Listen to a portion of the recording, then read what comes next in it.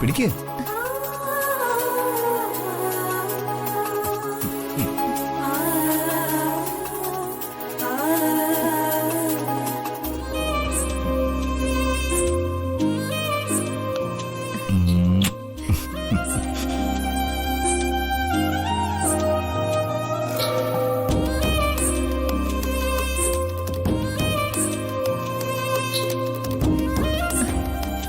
എന്തിനായിട്ടാ ഇത്രയും ഫ്രൂട്ട്സ് ഒക്കെ മേടിച്ചേ?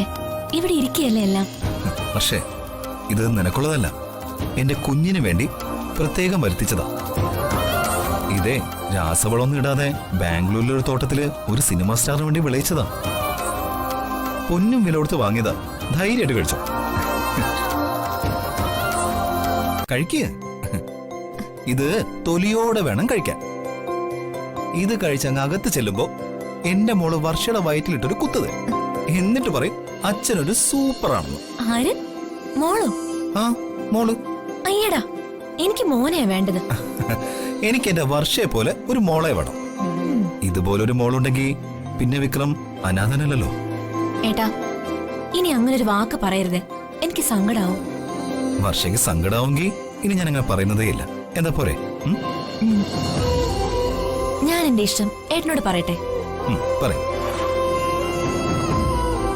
എനിക്ക് എന്റെ ഏട്ടനെ പോലൊരു ജൂനിയർ വിക്രമിനെ വേണം.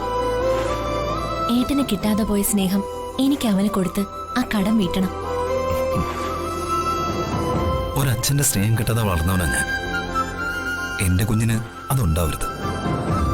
പക്ഷെ നമുക്ക് പറക്കാൻ പോകുന്ന കുഞ്ഞിന് സ്നേഹം വാരിക്കൊരു കൊടുക്കുമ്പോ എന്നോടുള്ള സ്നേഹം കുറയരുത്.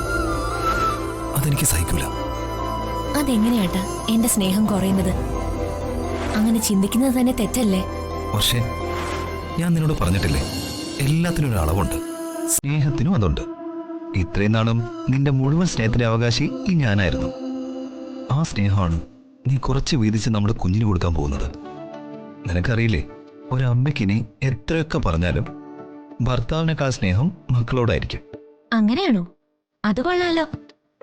എന്നാ എന്റെ ഏട്ടൻ കേട്ടോ, ഈ വർഷയുടെ ആദ്യത്തെ കുഞ്ഞ് എന്നും എപ്പോഴും എന്റെ ഏട്ടൻ തന്നെയായിരിക്കും.